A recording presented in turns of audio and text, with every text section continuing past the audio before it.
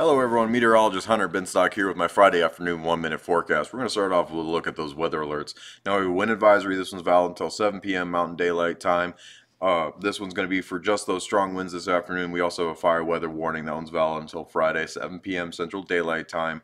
And this is again for those winds, but also that low relative humidity that we have this afternoon. Expect these to get extended until we get to maybe Sunday, where we're going to get a little bit more of that moisture, maybe bring that relative humidity up just a little bit.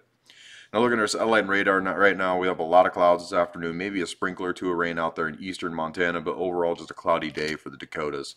Looking at temperatures across the state, going to be in those 50s and 60s widespread. We have 62 for Dickinson, 59 for the capital city, and 55 up in Minot. Lows for tonight, we're not going to get below freezing. We're going to be in those 30s and 40s widespread. We had 40 for Beach, 37 for Bottineau, 37 for Harvey.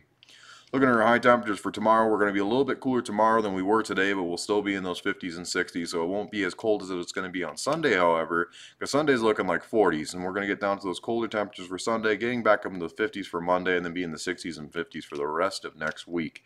Now again, those strong winds we have right now, they're primarily the southeast, anywhere from 25 to 30 miles per hour sustained from across the state. We have 24 for Rugby, 31 down in Bowman, 29 for Garrison, 23 for Linton. And we do have gusts this afternoon, so we have 45-mile-an-hour gust in Dickinson, 45 for Beach, 38 for Hettinger, 35 for Rugby. So we do have some strong gusting winds, so if you're going to go anywhere this weekend, make sure you stay safe on those highways because it's going to be a really windy one this afternoon. Now looking at precision cast here for the next couple of days, we'll start to see that rain chance start to pop up in the more western reaches of the state for Saturday. As we roll through Saturday into Sunday, it'll push up from the southern portions of the state. Now you might have seen some of that red in there or that blue in there. That's going to be for freezing precipitation and snow. However, I looked at the model data for this. It looks like it's more of a rain event. Our moisture is just contained too close to the surface where it really won't have that potential to develop into snow.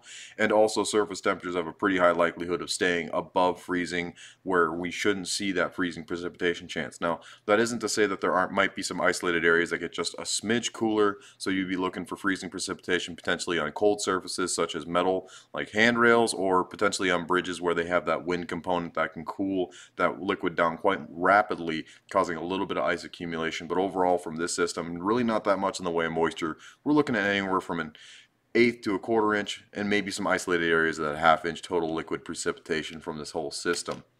Now, as we roll into Monday, we're going to get another push of that rain as the low works its way more towards the eastern reaches. It's going to get a bit of wraparound moisture, get some access to that Great Lakes moisture and bring it back into the state, but overall not too much in the way of precipitation overall from this system. And as we roll into Tuesday, it'll finally start to clear out to the state, work off into eastern Minnesota. Don't go anywhere because I'm going to go over how strong our winds are going to be on Saturday, because they're going to be very strong coming up in my full forecast.